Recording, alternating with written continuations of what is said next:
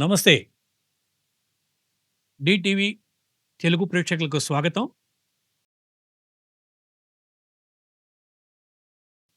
నేను doctor BNV, senior political analyst. ఈరోజు మనం బరాబర్ మాట్లాడతాలో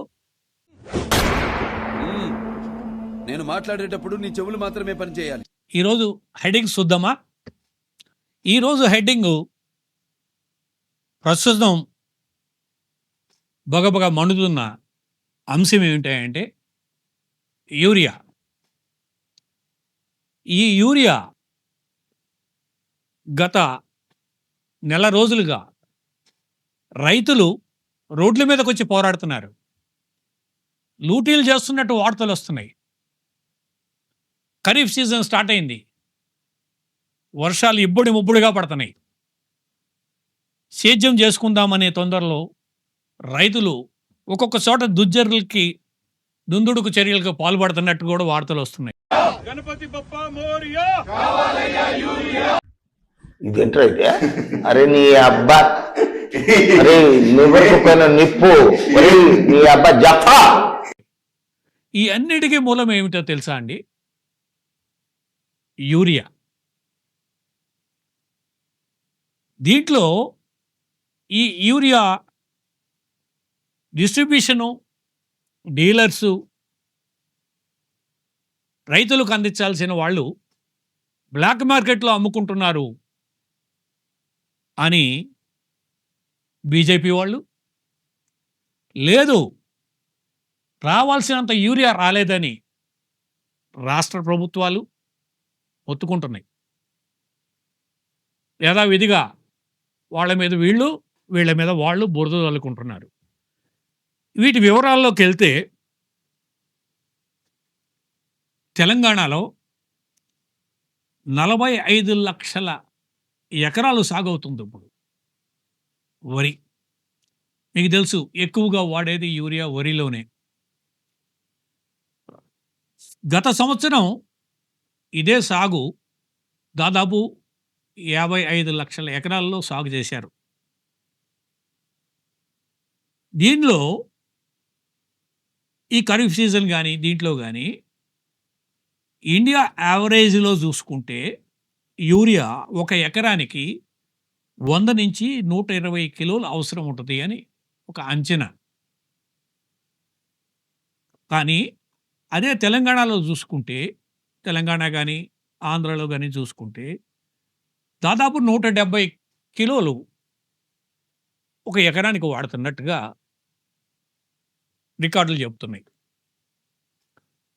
మనకి 10,48,000 మెట్రిక్ టన్నులు, అంటే 10.48 lakh మెట్రిక్ టన్స్ తెలంగాణకి యూరియా అవసరం ఈ ఖరీఫ్ సీజన్కి. దీనిలో మన రాష్ట్ర ప్రభుత్వం యొక్క లెక్కల ప్రకారం మన రాష్ట్ర ప్రభుత్వానికి ఇప్పుడు చేరిన యూరియా, ఇప్పుడు అంటే సెప్టెంబర్ మొదటి వారంలో చేరిన యూరియా 5 నుంచి 6 లక్షల మెట్రిక్ టన్నులు అని. అంటే మనకి ఇంకా కూడా రావాల్సింది 3 నుంచి 4 లక్షల మెట్రిక్ టన్నులు రావాలి. ఒక ఆగస్టులోనే చూసుకుంటే 3,50,000 3.5 lakh మెట్రిక్ టన్స్కు బదులుగా 1.7 lakh మెట్రిక్ టన్స్ యూరియాని తెలంగాణ రిసీవ్ చేసుకుంది. సెప్టెంబర్ 3వ తారీఖుకి తెలంగాణలో 40,000 మెట్రిక్ టన్నులు మాత్రమే యూరియా అవైలబిలిటీ ఉంది. సో అసలు ఈ యూరియా ఇంతగా రావడానికి కారణం ఏమిటి? కారకులు ఎవరు?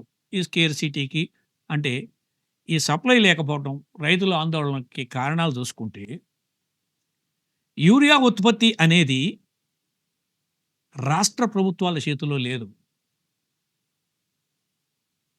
ఇది కేంద్ర ప్రభుత్వ ఆధీనంలో ఉంది. యూరియా ప్రొడక్షన్ అనేది దీంట్లో ఒక 3-4 Rashtriya chemicals and fertilisers limited,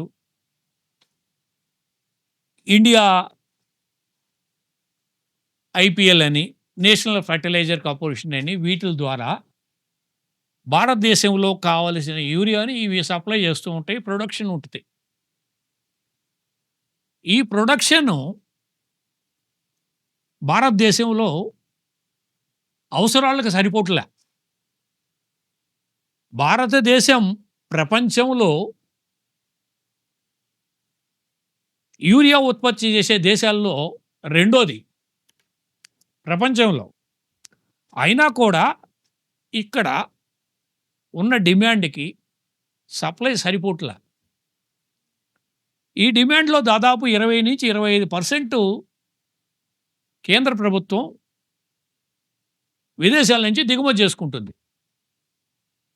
Oman అని, రష్యా అని, చైనా అని వాటి దగ్గర నుంచి ఇంపోర్ట్ చేసుకుంటున్నారు. దీనికి గాను ఈ ఇంపోర్ట్ దానికి గాను 6,000 కోట్ల రూపాయలు ఖర్చు అవుతుంది. ఇండియాలో ఈ యూరియాని ఉత్పత్తి చేయటం కోసం దాదాపు 34,340 కోట్ల రూపాయల వరకు ప్రభుత్వం ఖర్చు పెడుతుంది.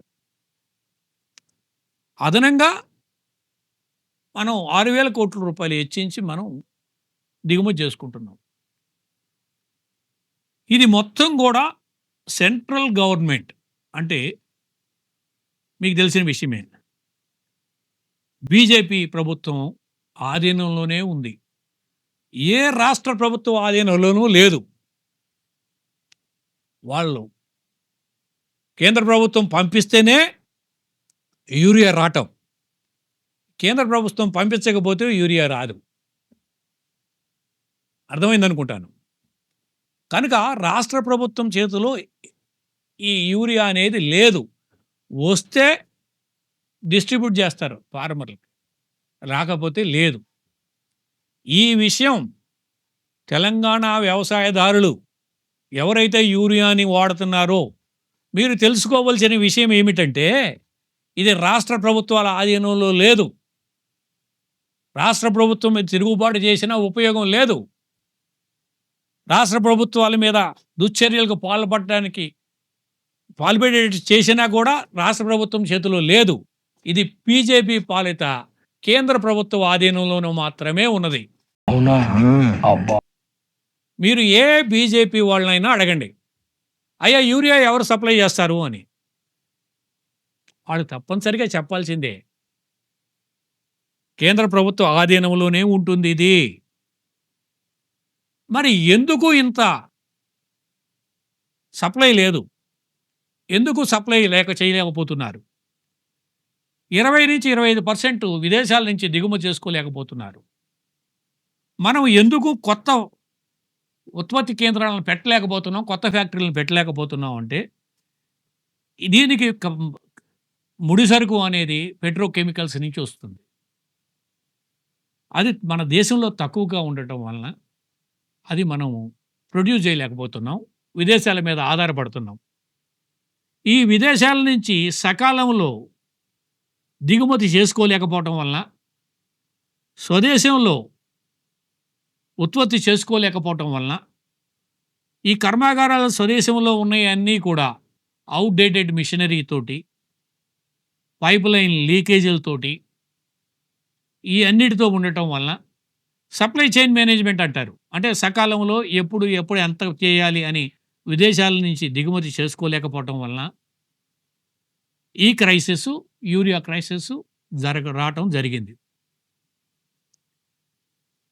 ఇంకొక విషయం ఏంటంటే స్వదేశంలో ఉత్పత్తి చేసుకున్న దానికంటే విదేశాల నుంచి ఇంపోర్ట్ చేసుకోవటమే చౌకపడుతుంది. చాలా ఆశ్చర్యకరమైన విషయం. ఇండియాలో ఇది పర్ టన్కి ప్రొడ్యూస్ చేయాలి అంటే $497 వ్యయం అవుతుంది. అదే విదేశాల నుంచి దిగుమతి చేసుకోవాలి అంటే $390 చాలు. అంటే 100 నుంచి దాదాపు రమారమి $100-125 వరకు ఇండియాలో ప్రొడ్యూస్ చేస్తే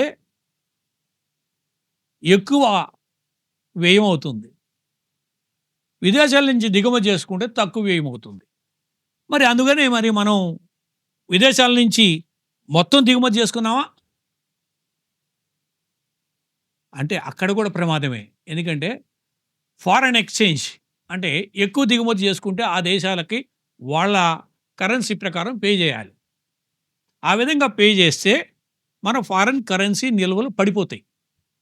పడిపోతే మనం అత్యవసరమైన సరుకులను గానీ, వాటిలిని గానీ ఇంపోర్ట్ చేసుకోవటం కష్టమవుద్ది. కనుక అంతా కూడా ఇంపోర్ట్ చేసుకోలేం. త్వరలోనే ఒక 5, 6 ఫ్యాక్టరీలు సిద్ధమవుతాయని కేంద్ర ప్రభుత్వం చెప్తుంది. కానీ దీనిలో మనం చేయాల్సిందేంటంటే, కేంద్ర ప్రభుత్వ పాలిత బీజేపీ ఏం చెప్తుంది అంటే, ఇక్కడ లోకల్ లీడర్లు గానీ, వీళ్ళు గానీ చెప్పేదేంటి అంటే, మేము సకాలంలోనే పంపించాం.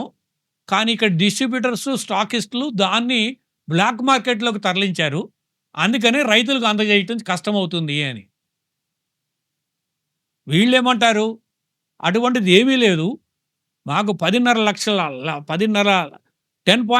లాక్ మెట్రిక్ టన్స్ రావాల్సింది మాకు 6 లాక్ మెట్రిక్ టన్సే వచ్చింది. ఇంకా 4 లక్షల మెట్రిక్ టన్నులు రావాలా? దానివల్లనే ఇదంతా అని కాంగ్రెస్ పాలిత రాష్ట్రం అయిన తెలంగాణ అంటుంది. ఒకళ్ళ మీద ఒకళ్ళు విమర్శలు చేసుకోవడం తప్పితే, దీన్ని ఎలా సాల్వ్ చేయాలి అనే దాని మీద దృష్టి కేంద్రీకరిస్తే బెటర్‌గా ఉంటుందనుకుంటున్నాను. ఎందుకంటే, మనం తెలంగాణలో ప్యాడీ ప్రొడ్యూస్ చేయటం అనేది చాలా ప్రధాన అంశం. దాదాపు 45-60 లక్షల ఎకరాలు సేద్యం చేస్తున్నాం తెలంగాణలో. దానికి కావాల్సింది మెయిను యూరియానే. ఆ యూరియా అనేది రాష్ట్ర ప్రభుత్వాలు ఫ్యాక్టరీలను పెట్టడానికి వీల్లేదు. ఓన్లీ కేంద్ర ప్రభుత్వం మాత్రమే ఆ ఫ్యాక్టరీలను పెట్టాలి. కేంద్ర ప్రభుత్వం ఆధీనమైన సంస్థల ప్రకారమే వాళ్ళే డిస్ట్రిబ్యూట్ చేస్తున్నారు. కేంద్ర ప్రభుత్వం సూపర్విజన్ మాత్రమే ఈ యూరియా సప్లై చేయటం జరుగుతుంది. కనుక అటు కేంద్ర ప్రభుత్వము, ఇటు రాష్ట్ర ప్రభుత్వము సఖ్యతతో మెలిగి వ్యవసాయదారులకి హాని జరక్కోకుండా, ఎందుకంటే ఒక వస్తువు ప్రొడ్యూస్ చేస్తే ఎప్పుడైనా వాడుకోవచ్చు. కానీ సకాలంలో యూరియా రాకపోతే వ్యవసాయదారులు ఈ ఖరీఫ్ ఈ సీజన్ పోతే మళ్ళా సీజన్ రావటం అంటే మళ్ళా సంవత్సరమే, మళ్ళా రబీ సీజన్‌కే మళ్ళా ఒక 6 నెలలు వెయిట్ చేయాల. కనుక అన్నదాత దీంతో నష్టపోతాడు. కనుక 2 గవర్నమెంట్లు కలిసి సఖ్యతతోటి దీన్ని సాల్వ్ చేస్తారని నేను ఆశిస్తున్నా. ఇది ఈరోజు బరాబర్ మాట్లాడతాలో హెడ్డింగ్. మరి ఒక హెడ్డింగ్ తోటి మరలా కలుద్దాం. నమస్తే.